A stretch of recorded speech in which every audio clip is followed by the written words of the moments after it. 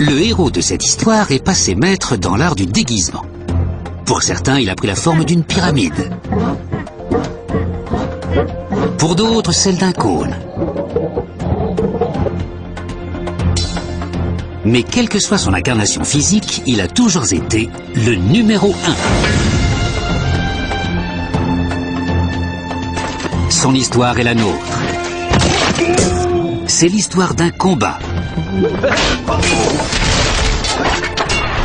Celle du savoir et de l'origine des nombres.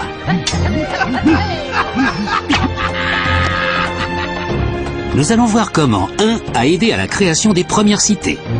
Comment il a participé à la fondation d'empires. Comment il a inspiré certains des plus grands penseurs de l'histoire. Et nous découvrirons aussi son rôle dans les échanges commerciaux. Ah, merci. Et enfin, nous verrons comment 1 a fait alliance avec 0 pour dominer le monde dans lequel nous vivons aujourd'hui. Un monde numérique qui fonctionne avec des suites de 1 et de 0.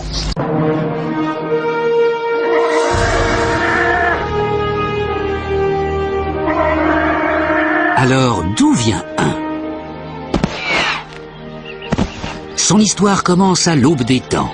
Il y a 3 042 659 ans très exactement, quand le premier 1 primitif émergea des eaux primordiales pour ramper sur la terre ferme.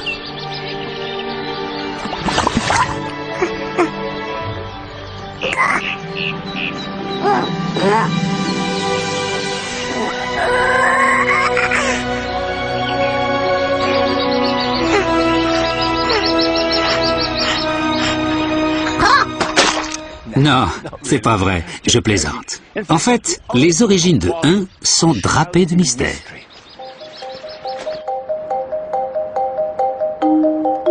Et c'est une énigme dont seuls nos plus lointains ancêtres ont la clé. À un moment donné, l'un d'eux a dû être le premier être humain à utiliser 1 pour compter. Mais quand ? C'est à une date relativement récente, il y a environ 20 000 ans, qu'on a la première preuve tangible de l'existence de 1 et de son utilisation pour compter. Bien sûr, à la naissance, il n'avait pas cette tête-là. À l'époque, 1 n'était qu'une entaille sur un os. Cet os, qu'on appelle le bâton d'Ishango. Il a été découvert il y a peu de temps au Congo. Regardez ces petites marques. Nous savons que chacune représente un 1. Mais comment en sommes-nous sûrs ? Eh bien, quelqu'un comptait forcément, parce qu'il y a 60 entailles sur cette face de l'os, encore 60 sur celle-ci, et derrière, il y a plusieurs groupes comprenant le même nombre de marques. Impossible à faire si on ne compte pas. Le bâton d'Ishango marqua sans doute un tournant décisif dans l'histoire de l'humanité. Les zoologistes affirment que les autres mammifères sont capables de compter jusqu'à 3, voire 4, mais pas au-delà.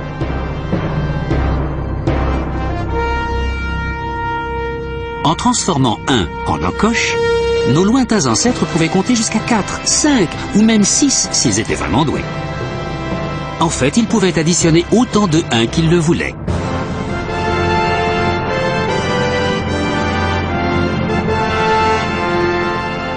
Et c'est ce qui nous a donné l'avantage sur les lions et les tigres. À partir de cet instant, on pouvait compter jusqu'à plus soif. 1 était devenu un grand garçon.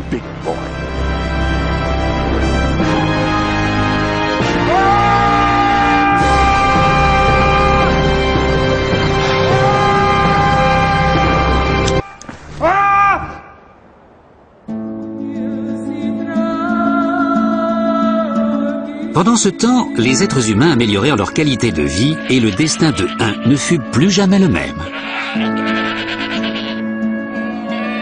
Ils cessèrent de vivre dans des grottes naturelles pour se construire leurs propres abris, des maisons.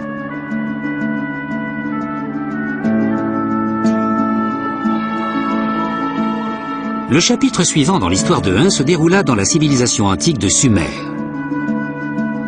Ici, au Moyen-Orient, vers... c'est écrit. C'est à cette époque que les Sumériens ont décidé d'accorder son indépendance à 1.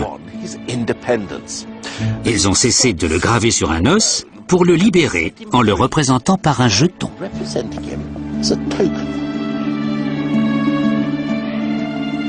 Cette transformation changea non seulement la vie de Un, mais aussi le cours de l'histoire.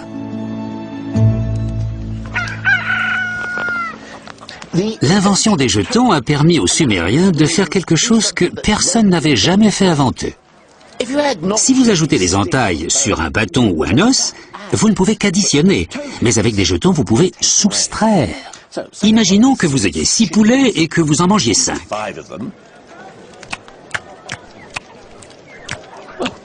Regardez ce que vous obtenez. Une indigestion. Non, vous avez inventé l'arithmétique. Jusqu'à présent, c'est la plus grande avancée dans la vie de Un. Mais pourquoi est-ce arrivé ici? Pour le savoir, nous devons aller quelque part où ce n'est pas arrivé.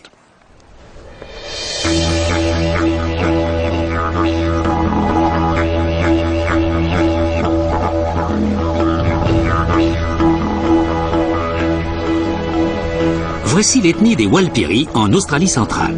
Ces aborigènes vivaient tranquillement dans leur coin depuis environ 30 000 ans quand des anthropologues débarquèrent et constatèrent qu'ils n'utilisaient pas de nombres.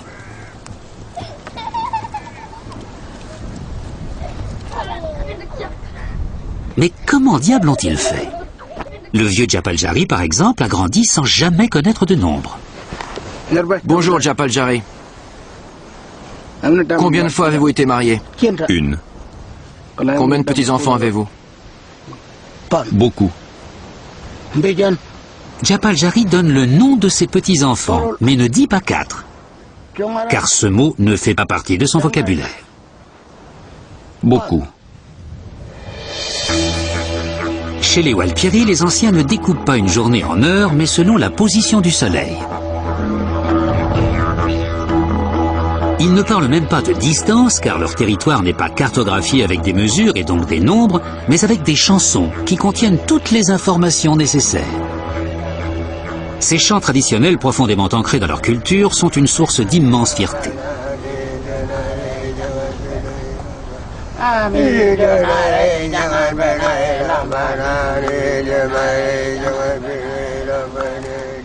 En fait, dans leur vie quotidienne, les Walpiri n'ont jamais vraiment eu besoin d'un système numérique, et encore moins de l'arithmétique. Alors pourquoi à l'autre bout du monde, il y a 6000 ans, les Sumériens ont-ils ressenti la nécessité de changer Un en jeton et d'inventer les maths?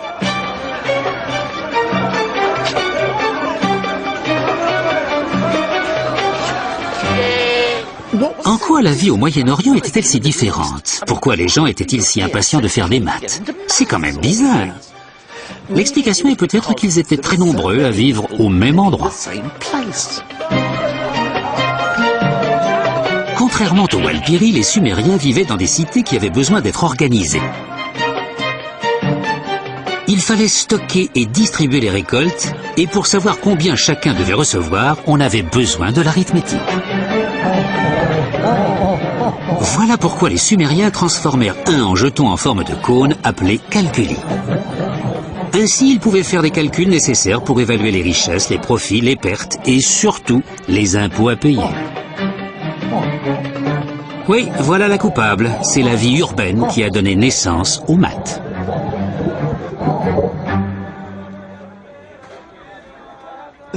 La capacité de calculer n'était pas la seule chose dont les Sumériens avaient besoin pour faire fonctionner leur société. Il leur fallait aussi garder la trace de leurs calculs. Mais pas si vite, l'écriture n'avait pas encore été inventée. Il semble donc que les chiffres aient été la première forme d'écriture au monde. Voilà comment ça s'est passé. Un nombre donné de cônes était placé à l'abri dans une boule d'argile que l'on refermait hermétiquement. Mais une fois la boule scellée, comment se souvenir du nombre de cônes qu'elle contenait? Un sacré casse-tête pour les Sumériens. Eureka! Ils prirent un autre cône et gravèrent sur la boule le même nombre d'empreintes que de cônes à l'intérieur. Et puis, un petit génie réalisa qu'on n'avait même pas besoin de boules, ni même de cônes. On pouvait se contenter de faire des marques sur une tablette en argile, et hop, on avait gardé la trace du nombre. Le concept de l'écriture était né. Les mathématiciens sumériens pouvaient désormais tenir des registres avec tous leurs calculs, qui, eux, allaient devenir de plus en plus complexes. Seulement quelques heureux élus étaient initiés au mystère des nombres et suivaient une formation depuis leur tendre enfance. Ils devinrent une élite puissante et bien payée, à laquelle nous rendons toujours hommage aujourd'hui. Oui, le cadeau des Sumériens à la postérité n'est autre que l'expert comptable.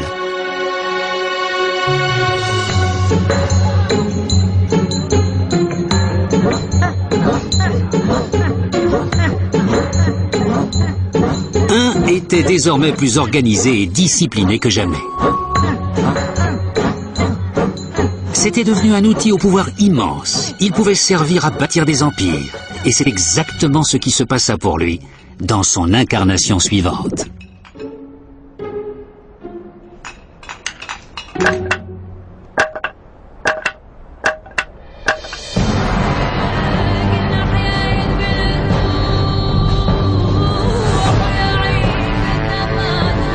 Entre les mains des Sumériens, 1 était devenu l'un des rouages d'un système de calcul complexe.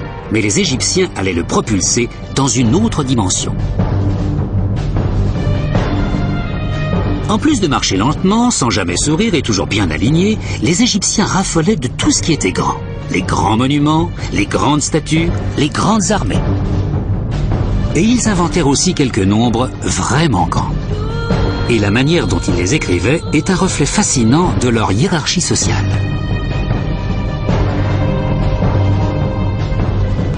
Tout d'abord venaient les nombres pour les corvées quotidiennes. 1 était une ligne toute simple. 10 était une corde dénouée. Et 100, une corde enroulée. C'étaient des nombres sans prétention, tout ce qu'il y a d'ordinaire. Puis arrivaient les nombres pour les aristocrates, ceux destinés à impressionner. 1000 est un lotus, symbole du plaisir. Et 10 000, un doigt autoritaire. Et enfin, il y a le nombre des pharaons, un nombre que les Sumériens n'auraient même pas pu imaginer. Le million. Seul un pharaon peut avoir besoin de ce nombre pour compter ses prisonniers.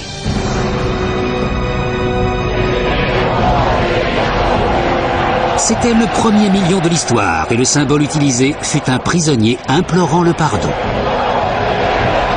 À moins que ce ne soit un comptable implorant qu'on arrête de lui faire recenser les prisonniers.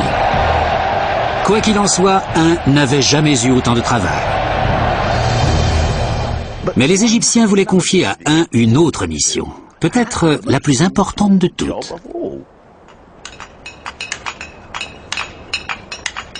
Ils avaient besoin de son aide sur leur chantier. Les Égyptiens de l'Antiquité étaient des bâtisseurs enthousiastes, avec un goût prononcé pour la beauté. Mais impossible de construire de beaux monuments sans des mesures précises. Et impossible de mesurer quoi que ce soit précisément sans unité de mesure, sans savoir qu'est-ce qu'on entend exactement par 1. Pour résoudre ce problème, les Égyptiens firent quelque chose que personne n'avait jamais fait. Ils définirent leur propre version de 1. Ils la basèrent sur la longueur du bras d'un homme, du coude au bout des doigts, plus la largeur de sa paume.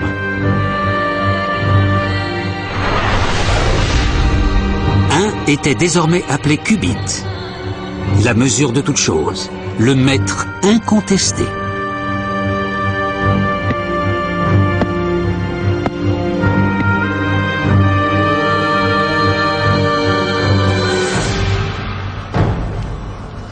Ces 1 officiels, unités de mesure de référence, étaient si importants qu'on les conservait jalousement dans des temples. À partir d'eux, on faisait des copies distribuées dans tout l'Empire pour toutes les constructions. Ainsi, chacun savait à quoi 1 correspondait. Et avec ce simple bâton, les Égyptiens ont pu mener à bien leurs chantiers monumentaux avec une précision étonnante. Si 1 n'était pas devenu le cubit, certaines merveilles du monde seraient sans doute un peu moins merveilleuses.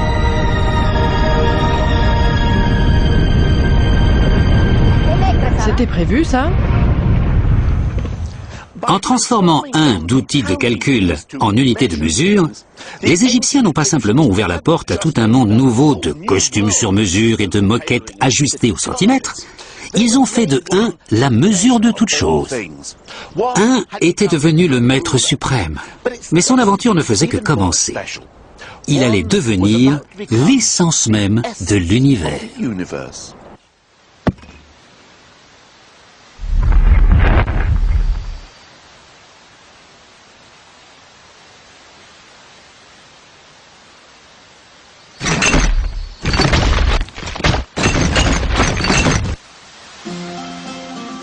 Tout commença il y a 2500 ans avec un grec répondant au doux nom de Pythagore. Il inventa un théorème qui vous dit peut-être quelque chose. Le carré de l'hypoténuse d'un triangle rectangle est égal à la somme des carrés des côtés de l'angle droit. Pythagore a été le premier à avoir l'idée des nombres pairs et impairs. Il leur a même donné un sexe. 1 était masculin, 2 féminin et ainsi de suite. Il avait aussi un penchant pour les nombres entiers, les ensembles de 1. Il a réalisé que certains nombres entiers formaient des formes plaisantes. 3 fait un triangle, 4 un carré, 1 plus 2 plus 3 plus 4 font 10, ce qui donne un triangle magique. Et puisque les nombres entiers ne sont que des ensembles de 1, 1 devait être l'élément essentiel à partir duquel était construit tout l'univers.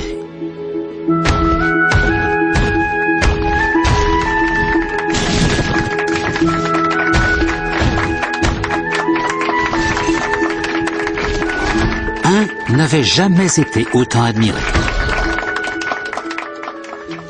Mais au final, tout le système de pensée de Pythagore était condamné. Et l'ironie veut que ce soit justement le triangle qui a fait sa gloire qui l'ait poussé à sa perte.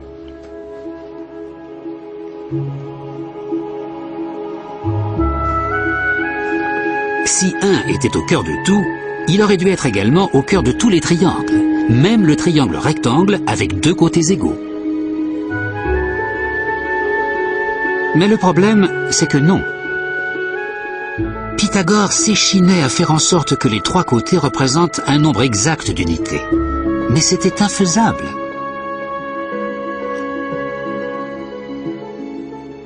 Quand l'un de ses disciples tenta de le lui faire remarquer, les autres le noyèrent. Toute la théorie de Pythagore, qui voulait que le monde soit fait d'unités, n'était qu'un mensonge.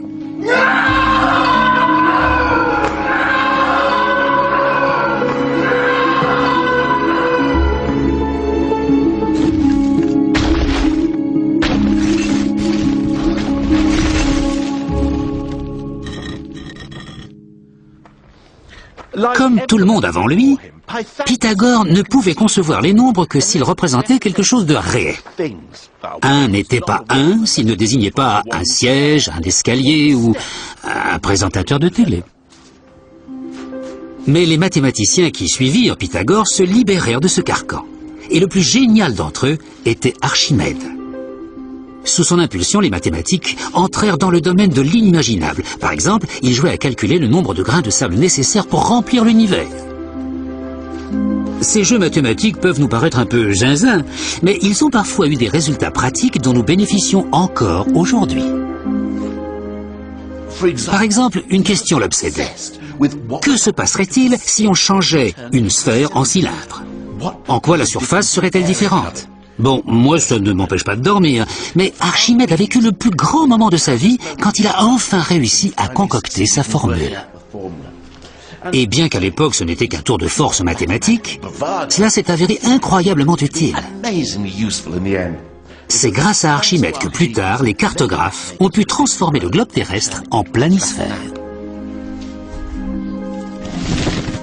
1 n'était plus l'essence de l'univers, mais il aidait à créer un âge d'or pour les mathématiques théoriques.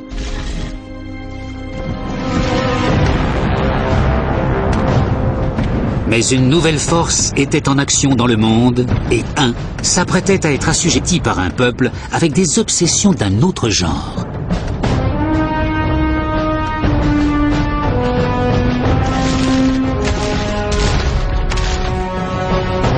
Archimède vivait à Syracuse, et quand les Romains envahirent la cité en 212 avant Jésus-Christ, il était au beau milieu d'un calcul particulièrement fascinant. Pour tout dire, il était si obnubilé par son travail qu'il commandait « Surtout, ne me dérangez pas ».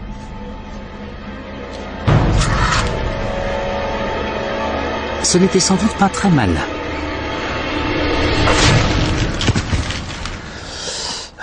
C'était la fin des mathématiques théoriques dans le monde classique. Les Romains se souciaient peu des abstractions farfelues comme calculer le poids de toutes les chèvres ayant jamais vécu sur Terre. Ce qui les intéressait, c'était le pouvoir. Que cela lui plaise ou non, un était désormais un sujet de l'Empire romain. Il dut quitter le monde vertigineux des mathématiques abstraites pour s'atteler à des préoccupations plus terre-à-terre.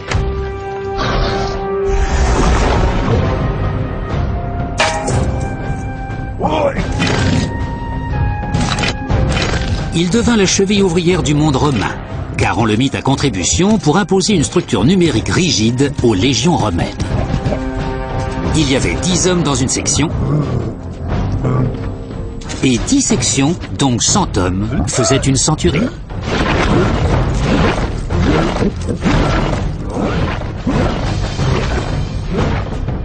Si une légion essuyait une cuisante défaite, elle était décimée, terme qui vient de 10, decem en latin. Quelles que soient les responsabilités individuelles, un soldat sur 10 était exécuté.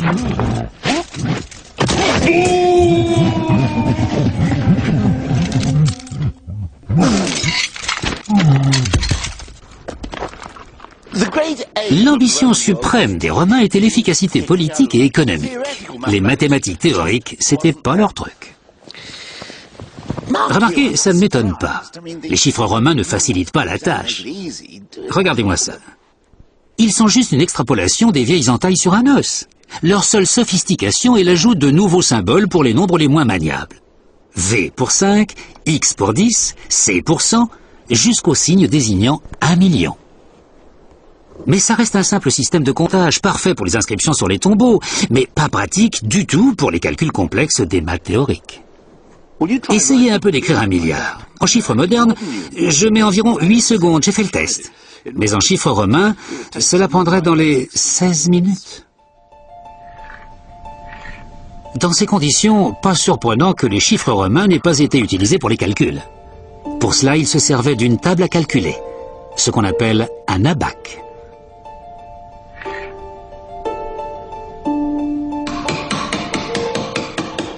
Les chiffres eux-mêmes ne servaient qu'à noter les résultats. Ce n'est peut-être pas un hasard si, contrairement aux Grecs, aucun mathématicien romain n'est passé à la postérité.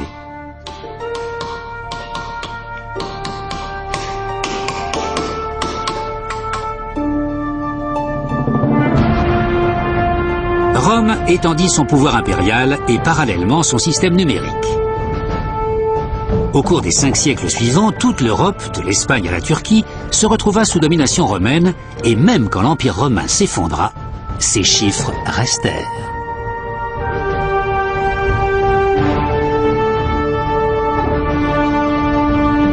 N'empêche, même le système numérique romain n'était pas indestructible. Celui qui aura sa peau est venu d'Orient, plus précisément d'Inde, vers 500 après Jésus-Christ, plus ou moins.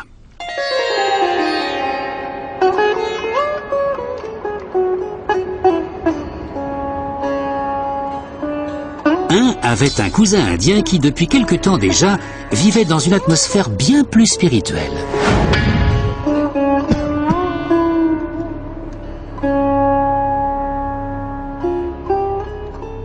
Les Indiens semblaient moins concernés par l'organisation militaire que par le renoncement au monde matériel pour accéder à la lumière divine.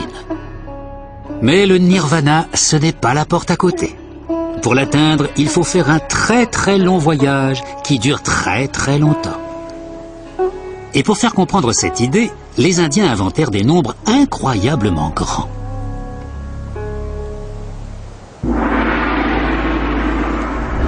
Prenez le raju par exemple.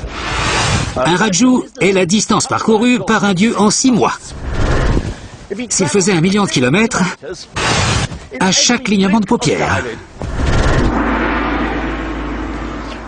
Et un pallia alors? C'est le temps qu'il me faudrait pour fabriquer un cube de laine de mouton de 10 km de haut si j'ajoutais un brin de laine chaque siècle. J'ai fait celui-là tout à l'heure. À côté de ce genre de nombre, un aurait risqué de se sentir tout petit s'il n'avait pas eu un coup de main de ses copains.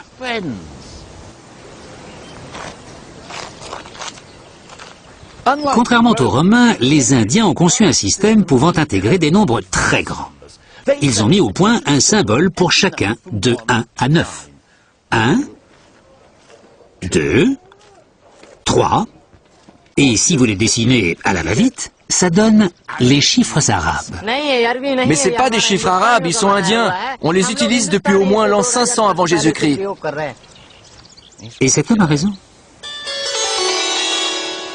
Les nombres que nous utilisons aujourd'hui sont appelés arabes. Mais en fait, ils naquirent ici, en Inde, vers le 6e siècle avant Jésus-Christ. Mais il y a 1500 ans, ou un peu plus si vous regardez une rediffusion de ce documentaire, quelqu'un a eu une idée prodigieuse, incroyable et extraordinaire. La plus grande révolution dans les nombres depuis l'invention des maths par les Sumériens. Cette création allait changer le monde. Ils ont inventé un tout nouveau nombre. Et il est ici, ce nouveau nombre, sur les murs de ce minuscule temple millénaire à Gwalior, dans le nord de l'Inde. Et après un voyage de 6000 km, je vais enfin le voir.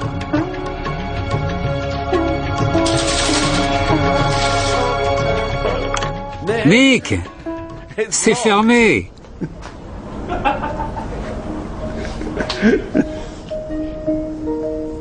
Nous patientons.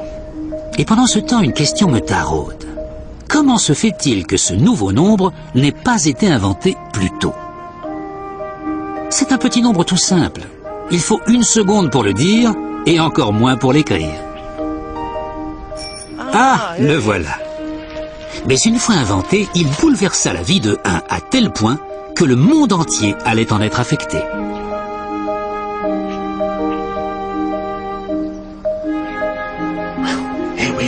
Nous y voilà, le premier exemple incontesté de la plus grande invention indienne. Le nouveau nombre, le Saint Graal numérique. 0. Pour la première fois dans l'histoire de l'humanité, quelqu'un a fait un nombre à partir de rien.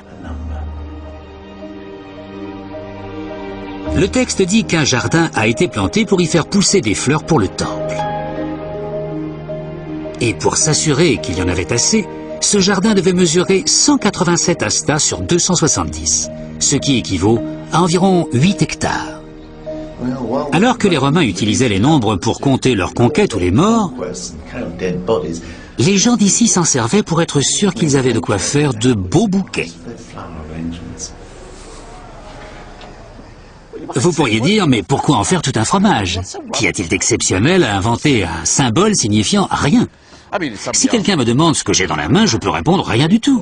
Pas besoin de 0. Tout seul, 0 n'est rien. C'est un pléonasme. Mais quand il fit équipe avec 1, là, tout devint magique.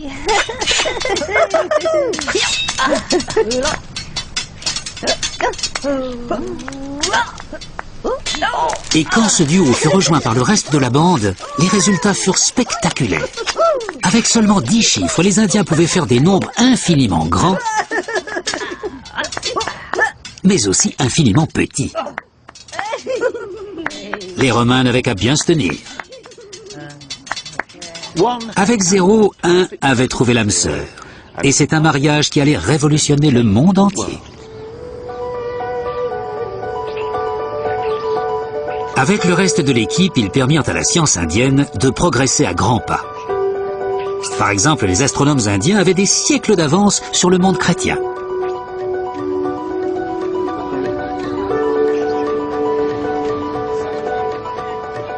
Les scientifiques indiens ont compris que la Terre tournait sur son axe et qu'elle tournait autour du Soleil. Ce que Copernic en Europe ne découvrira qu'un millénaire plus tard.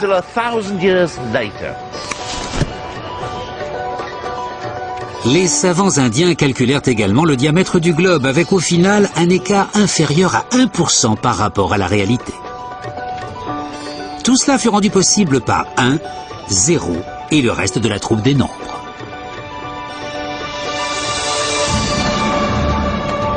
Ils faisaient sensation partout où ils se produisaient et leur notoriété fit le tour du monde. Tôt ou tard, un conflit avec les chiffres romains allait forcément éclater. Mais dans un premier temps, 1, 0 et leurs complices se contentèrent de franchir les déserts d'Arabie pour conquérir l'une des sociétés les plus avancées de l'époque dans l'Irak actuel.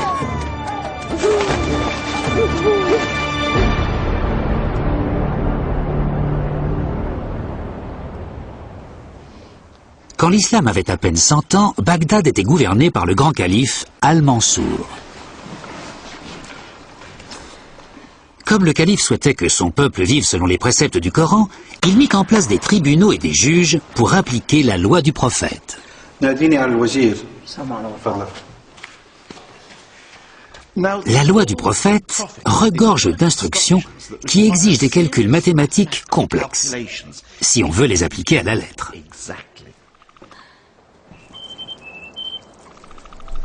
Par exemple, à la différence de la tradition chrétienne de l'époque, le Coran reconnaît aux femmes leur part d'héritage.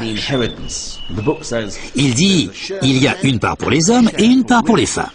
La part de chacun dépend du nombre des autres parents et de leur relation avec le défunt. » Pour calculer tout cela, il faut des fractions et des proportions, alors qu'à l'époque, les Arabes comptaient sur leurs doigts. Cela ne veut pas dire pour autant que l'arithmétique complexe leur échappait, juste que leur système numérique les freinait.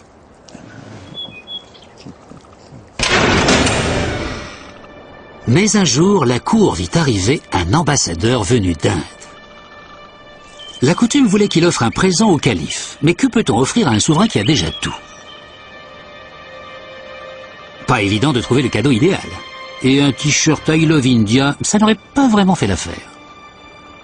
Mais après mûre réflexion, l'ambassadeur eut une idée brillante. Il donna au calife le plus beau cadeau imaginable, les nombres.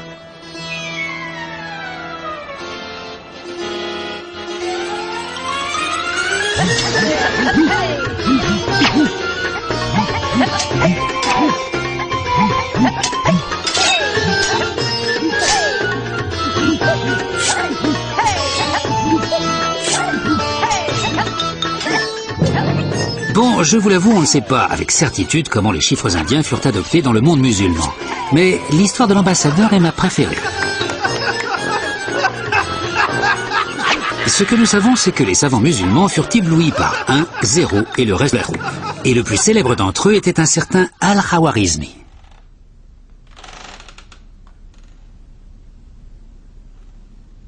Al-Khawarizmi et ses collègues apprirent aux nombres indiens toute une série de nouveaux tours de passe-passe.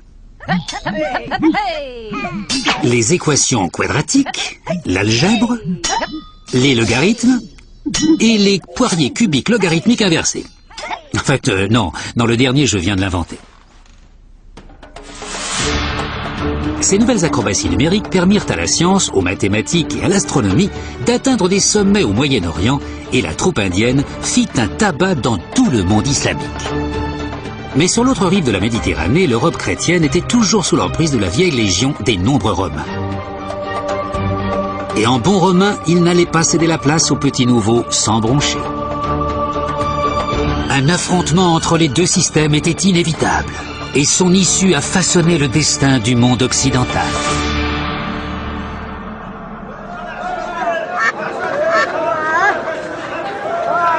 Le début de la fin pour les chiffres romains commença sur les rives de l'Afrique du Nord.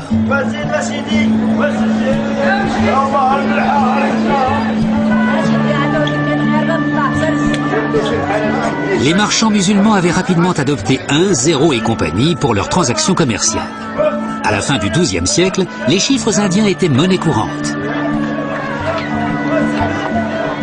Et c'est dans le port de Béjaïa que le jeune fils d'un diplomate italien en poste en Algérie fut témoin d'un spectacle époustouflant.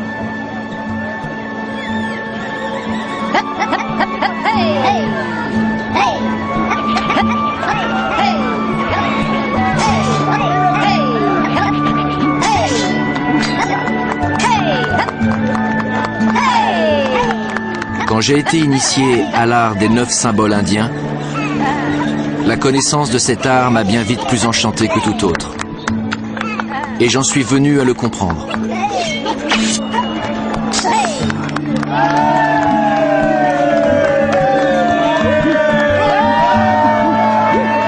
Ce jeune homme s'appelait Leonardo Fibonacci, et il fut ensorcelé par le charme des chiffres indiens, à tel point qu'il décida, quand il serait grand, de les ramener avec lui en Italie.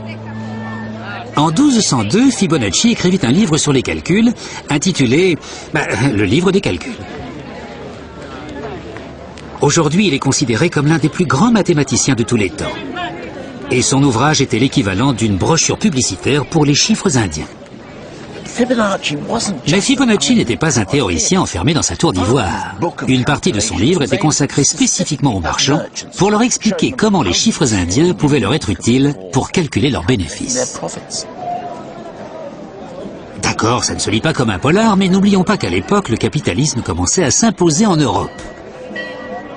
Le livre de Fibonacci collait parfaitement à l'air du temps.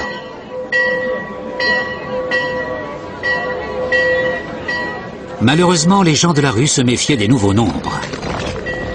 Après tout, ils vivaient avec les anciens depuis pratiquement 1000 ans.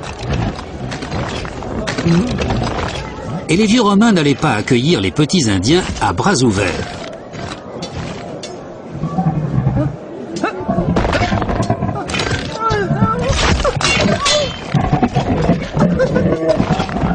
Et ce n'était pas juste une question de tradition. Monsieur Tout-le-Monde avait de bonnes raisons de préférer l'ancien système. Par exemple, de nombreuses cités italiennes médiévales possédaient leur propre monnaie. Donc, à chaque fois que j'arrive dans une nouvelle ville, ou un nouveau décor, avec des figurants et des costumes différents, je dois aller sur le banc du changeur d'argent, ce qu'on appelait la banca. Une banca était une table à calculer, une sorte de boulier avec des jetons à la place des boules.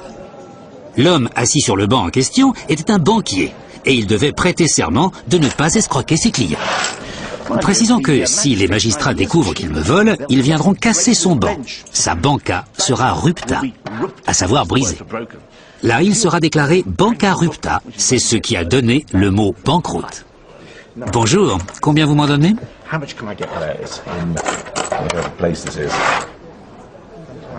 Il fait ses comptes. Ce qui me rassure, c'est qu'il utilise des signes que je connais, des chiffres romains, bien sûr. Et il compte sur son abaque. Donc, je vois ce qu'il fait. Tout ça, très bien, merci beaucoup. Ravi d'avoir fait affaire avec vous. Et si j'allais plutôt voir l'un des petits malins qui utilisent les chiffres indiens dernier cri? Bonjour. Combien d'argent me donnez-vous pour ça?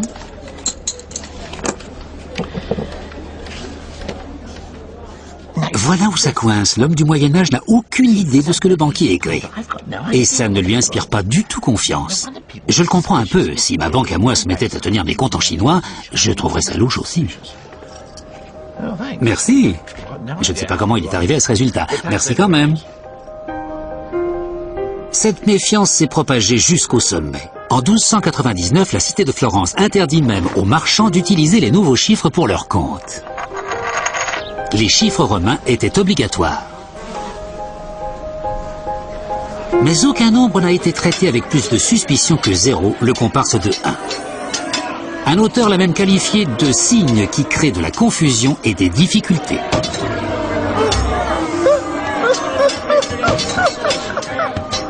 Le mot pour 0 était cifra, qui donnera plus tard le mot français chiffre, et qui signifiait alors code secret. Mais les jours de l'ancien système étaient comptés. Je suppose que la coupable est la bonne vieille cupidité des hommes. Les traditionalistes qui s'accrochaient à la bague et aux chiffres romains n'avaient jamais eu à calculer les intérêts d'un prêt, car l'Église catholique considérait l'usure comme un péché. Puis vinrent la Réforme et les églises protestantes qui voyaient les affaires d'un œil moins soupçonneux. Ainsi, les vieilles objections chrétiennes contre le capitalisme perdirent du terrain.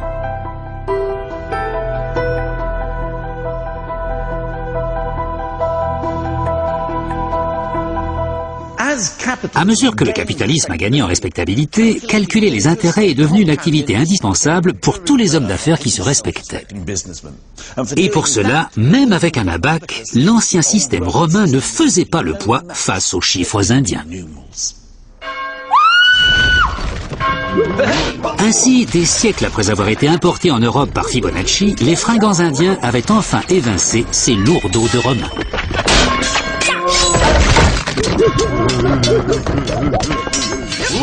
Ils étaient rapides et polyvalents et avec 1 et 0 pour chef de bande, ces sacrés numéros excellaient dans le travail d'équipe.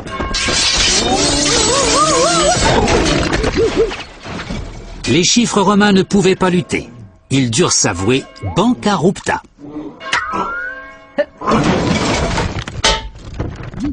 1 et 0 avaient de grands projets d'avenir, mais sans leurs petits camarades.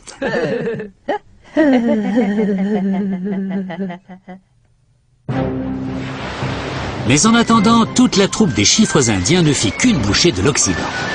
Grâce à eux, les navigateurs européens eurent plus de facilité à calculer leur latitude, ce qui leur donna le courage de traverser les mers loin de la terre ferme. C'est comme ça qu'ils tombèrent par hasard sur l'Amérique. Et les nouveaux chiffres trouvèrent leur place dans le vocabulaire des transactions bancaires que nous connaissons aujourd'hui. Mais les chiffres ne pouvaient rien face à ce vieux problème, l'erreur humaine.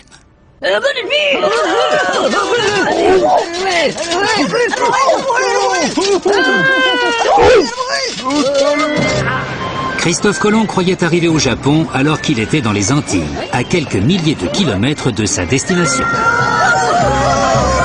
Il s'était trompé et l'erreur est humaine, mais il était quelqu'un pour qui cette notion était insupportable. Tout se passa en Ah ben, pas la peine, c'est écrit là.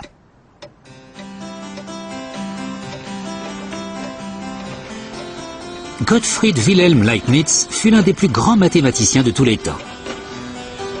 Il se mit en tête de débarrasser l'humanité du fardeau de l'erreur humaine.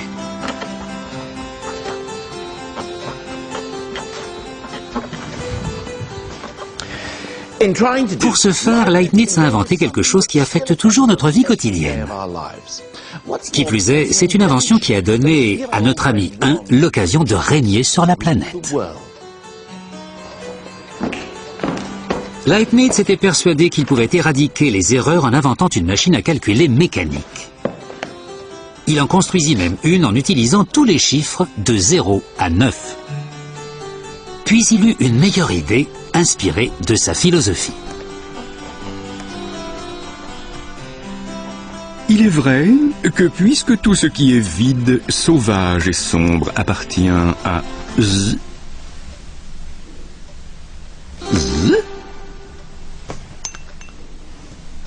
0, alors l'Esprit de Dieu et sa lumière divine appartiennent au Un Tout-Puissant.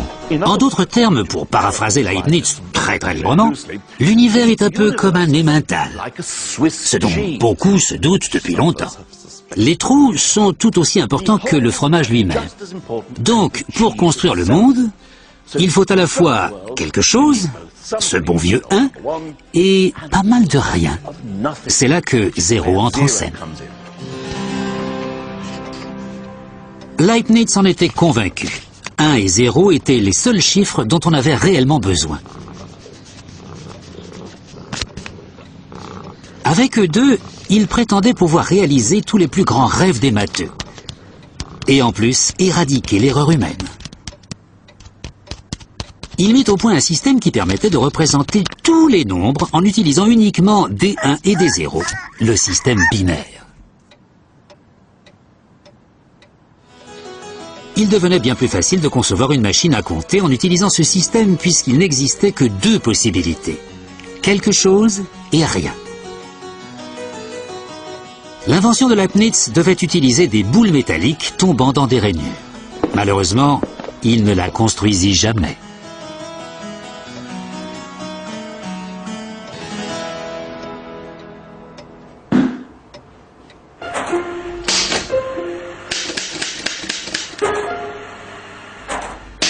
Et 0 durent attendre encore 265 ans pour revenir sur le devant de la scène.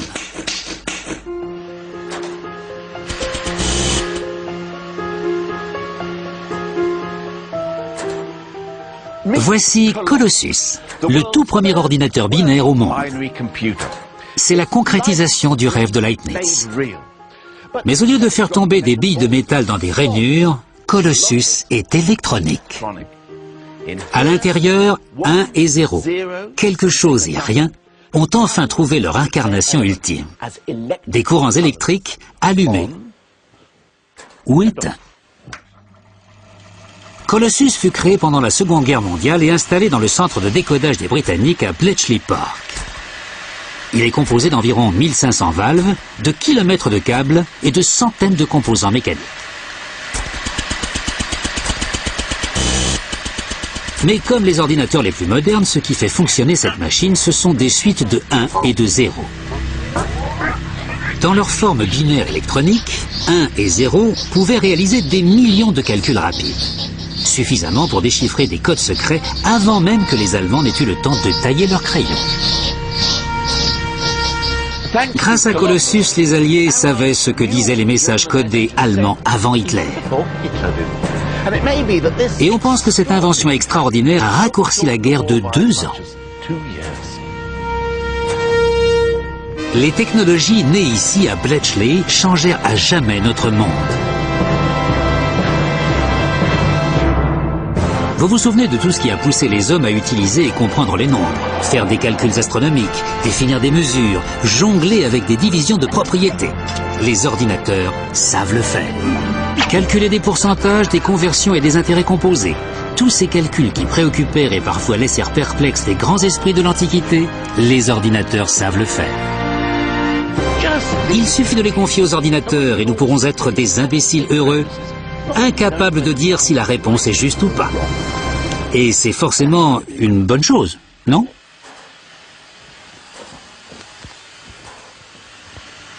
Terry, où tu vas, Terry? Tu me laisses tout seul? Terry, Terry, Terry. En cette ère de l'informatique, le monde entier est dirigé par des flots de 1 et de 0. Depuis nos relevés bancaires et nos dossiers médicaux jusqu'au code barre sur les boîtes de pâté pour chiens. Et tous les autres chiffres peuvent croupir dans les poubelles de l'histoire. 1 et 0, voilà tout ce qu'il nous faut. Ce duo de vieux briscards est en haut de l'affiche.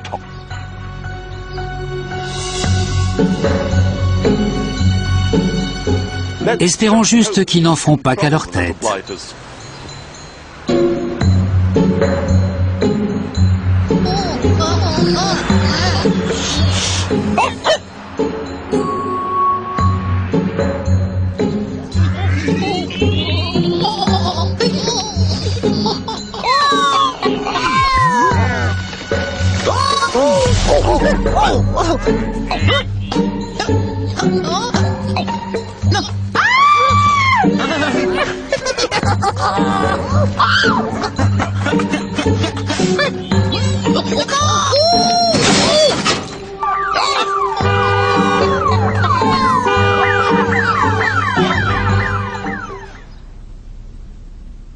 Je me suis trouvé assez bon. Je pense que tu étais extraordinaire. Chérie, tu as été génial. Oh oui, tu mérites un Oscar.